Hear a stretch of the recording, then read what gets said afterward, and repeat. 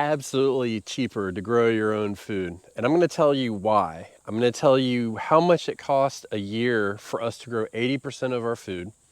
And then what we'll do is we're going to go through and we're going to give you a number of what it would cost to recreate this garden completely right now and how we did it cheap. So if you want to grow your own food and save money, it is absolutely possible, and it's something you should, I think everybody should do, but you know, that's just me.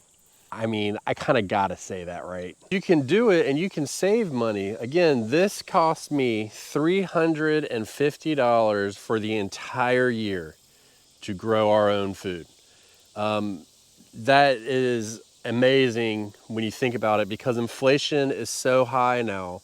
It is so expensive to buy food. It's insane. There is a caveat here. There's always a caveat, right? If it's too good to be true, then it is, but this is true.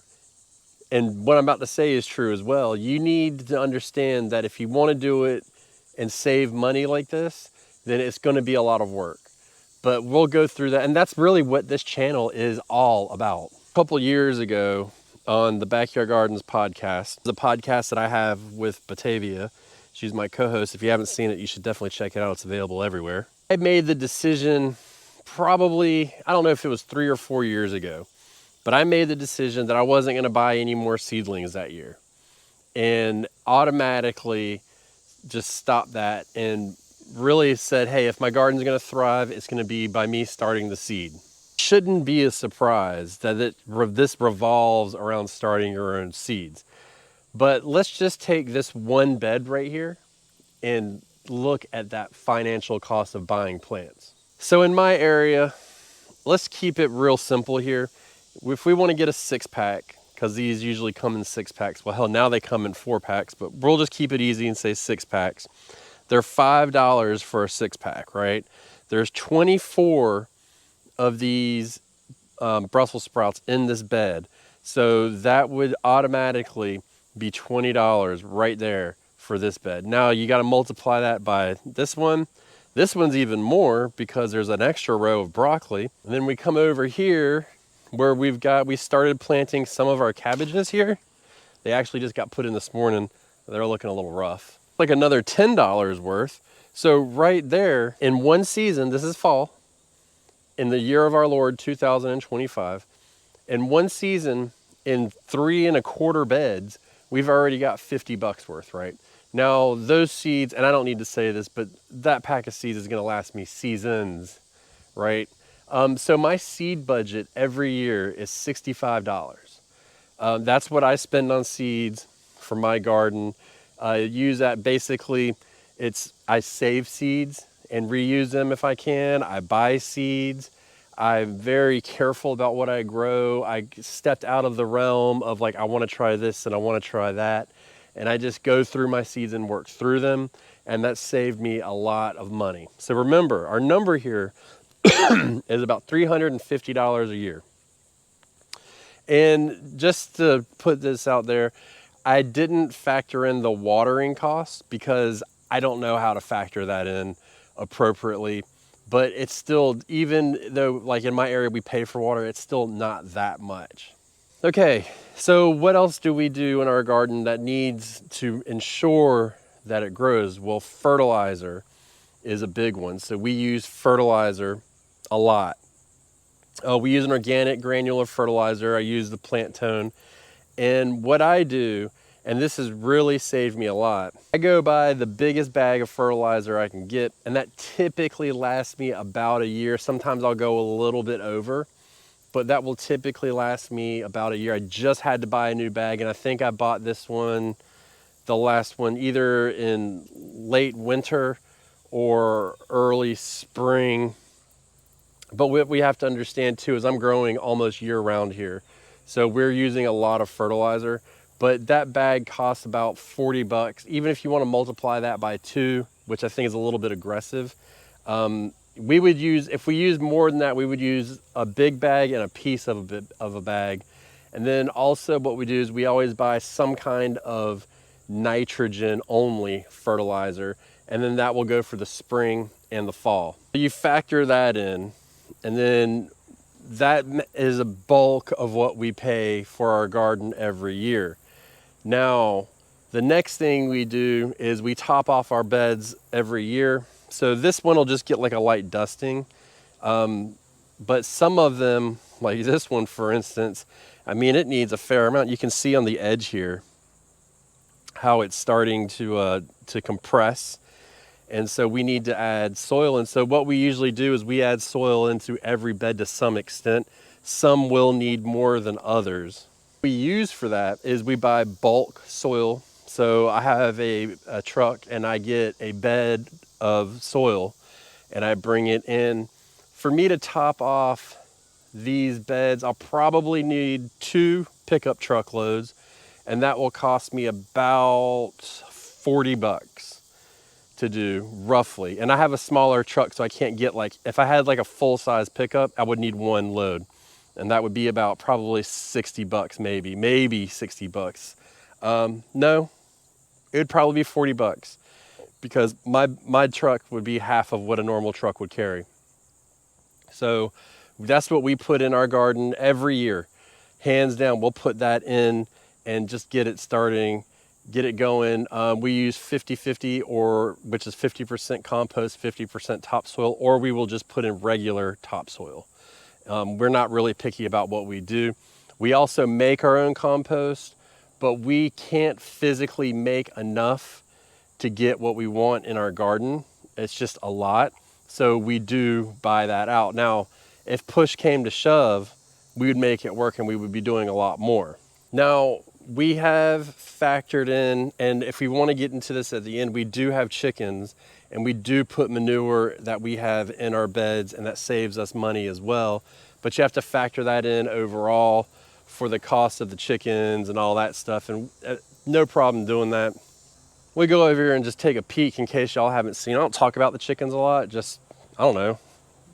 People don't really watch the videos if I do chicken-centric videos, so I don't talk about them. But if we were to go back and just look at these, or a shanty town of a chicken run that I built, we redid this a year or 2 ago. We've got 11 chickens in here, and I think we're down to 9 now. And it's totally enclosed, wire, roof, and the wood, anchoring, everything. This would be about $1,000, okay? This is a little bit more expensive, but we had to do something because we get a lot of pest pressure back here. So we had to take care of that, but that's what we get from, that's how much that would cost. But that gives us a lot. It gives us eggs, it gives us manure, stuff like that. Also gives me a place to dispose of weeds. I just feed it to them and they get them. So we do that as well. So, you know, you could factor that in. And if you didn't want to get a bunch of chickens, you can cut that down dramatically. I mean, you can buy a pre-made chicken coop for $200. If you find it on Marketplace or something, you can get it even cheaper.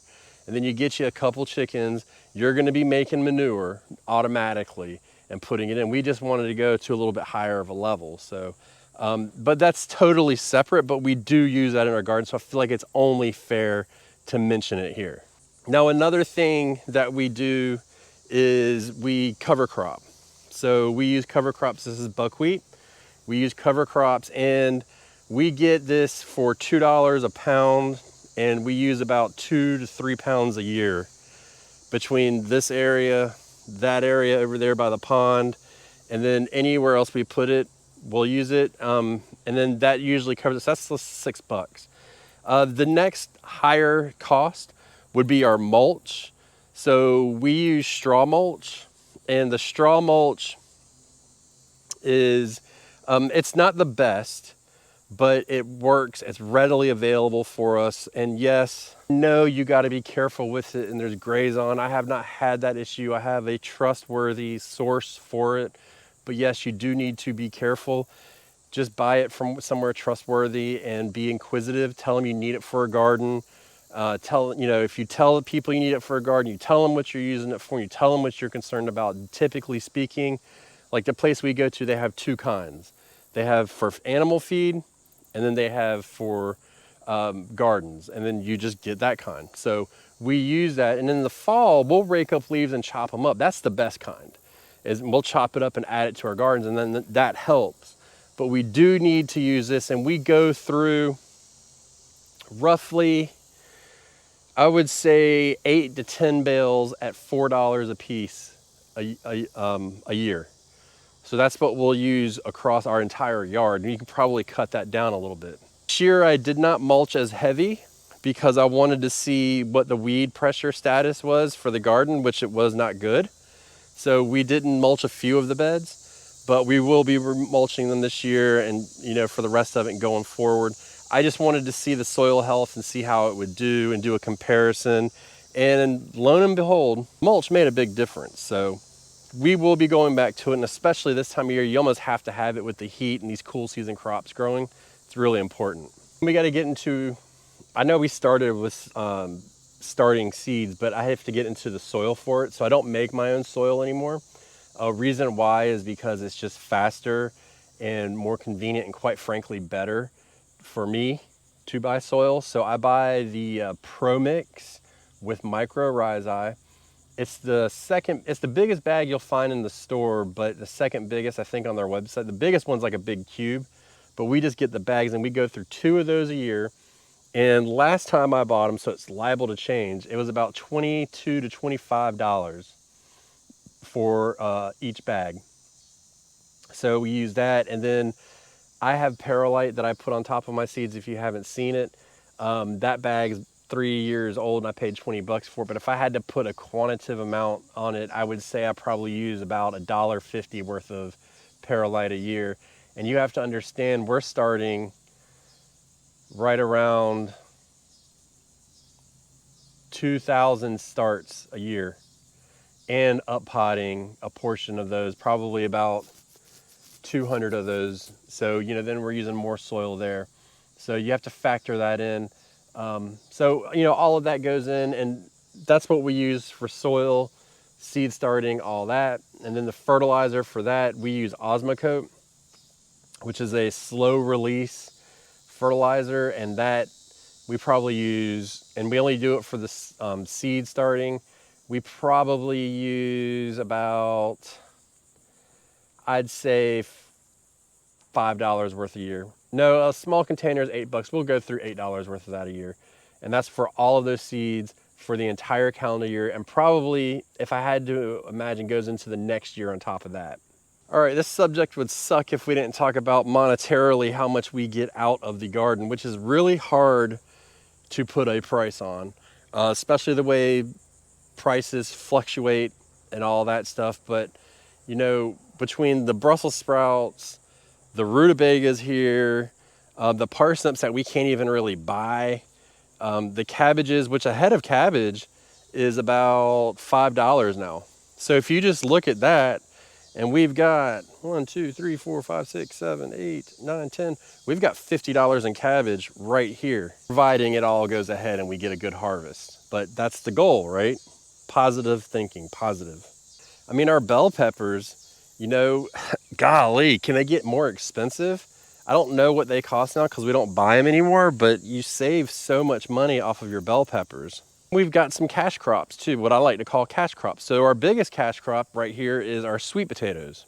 These 2 beds here, I'm getting really excited. I know I've talked a lot about these, but this is like the time of year for these sweet potatoes. I can harvest them at any point. I'm trying to get it, what I'm imagining is going to be a little bit larger size, but if these 2 beds will give us about 7 months worth of sweet potatoes, and that, I don't even know what it costs. I think it's over $1 a pound. So you're looking at probably, I would imagine this year we'll get about 70 pounds out of these 2 beds. I'm hoping for 70. We could be around 50 or 60, but let's just keep it at 50. So you're talking about $50, $60 in sweet potatoes right there, right? So, that's a lot. And it may be more, it may be almost $1.50 a pound. I don't know, I have to check when they come back in season. I don't ever buy them anymore, which is a good thing. And you can do your tomatoes and all that stuff. And we absolutely grow things that aren't cash crops. So, we grow onions. They're not very expensive. We're gonna put white potatoes in this bed, I think maybe later this week. We'll put them in this bed here. So, you know, they're not a cash crop by any stretch of the imagination, but they are a good crop to have. So yeah, but you still save money. I think out of this bed right here, we'll only get like 10, 15, maybe $20 worth of potatoes out of it. But you start adding this stuff up and it quickly outweighs the cost, because you have to think our starting number for the year is $350 in produce. So we do everything that's planted now is planted in the spring. So for instance, this spring we harvested between last winter and spring, because you have to kind of look at the cabbages that way, the way they grow. We got about $150 worth of cabbages out. And so we'll do that again this year, hopefully. And just depending on how much I plant, and then go through that way. So, you know, it adds up really fast. And that was just in one crop, right? So imagine that. Before I give you my number to start the whole garden from scratch, there's nothing here, and we drop this in, I want you to understand this. This is the progression of how this garden grew to be the size that it is. We started with this bed over here, and we grew in that we started it late in the season, so we grew in that for about a year. Then we added these 3 beds in. We grew in these for probably, I would think, about 2 years. And then we added the greenhouse and this bed in, and we grew in those for another 2 years. Then we came in and we added these 2 beds, and we grew in those. And at the same time, we added where the pond is. I keep forgetting the pond is like a really big deal for me and for us. And I don't ever show you guys the pond anymore. My bad. Well, here it is. We grew over here. We had 4 beds over here, and you can see the shade just didn't really work out great. So we moved those beds over here this year. So we've been at this garden for roughly 9 years, and that's the progression that this has come. I know my math may not add up. I may have missed or misjudged, but whatever. So what I'm saying is this number that I'm about to give you was incremental. It wasn't like I came in and just said, I'm dropping a pile of money, let me do this. And we also have to understand that everything that went into this was, I did it myself with my family. We worked together and we built this out. So for all of this, all of the raised beds, all the wood, all the dirt, all the irrigation, all of the trellises, including the cattle panel trellises and the greenhouse, all the soil, all the shade cloths, all the plastic, anything else, was roughly about $4,500, everything. And that's in today's prices. And we started building this before inflation really ramped up. So $4,500 to get all of this. If I had to put a number on how much we get out of produce out of our garden a year, I would say if we had built this all at once, it'd probably take us about 3 years to pay it off in produce money that we've saved. So yeah, is it expensive to get a big garden? Absolutely. And I don't even think this is a big garden. This is a little bit more than average, I think, but you know, this is fairly good size. It's about what I want to take care of. But yes, it is a lot of money, and that's why we did it piece by piece by piece by piece, adding it in slowly. That helped us make the decision. Do we want to do more? Can we handle it? Can we afford to take care of all of these beds? Can we do this? Can we do that? When I see comments about how much it costs, that it costs too much to get a garden going, it makes me sad inside, because you don't have to spend a lot of money. Oh, and by the way, let me just be clear about that. That $4,500 included the tools to do the job. It included the saw to cut the wood. It included the drill to drill the wood if I needed to. It included the hammer to hammer stuff in. You know, all of this stuff is included in that cost. How did we get it low? We resourced it. We worked hard. We found stuff. We got it off the side of the road. There's a lot of things in the garden that we got off the side of the road, and there's a lot of things I will get off the side of the road again, but there's also a lot of things that I've purchased and that I think everybody should purchase for their gardens and enjoy and use. And remember, we're growing 4 seasons out of the year. We do take a break around January and February and let the garden do what it wants, but for the most part, we are managing and harvesting food 4-ish seasons out of the year. And I think that is a big difference for this. And if you ask yourself, is it going to be worth my while? Yes, it is. You get out of your garden, you get out of it what you put into it.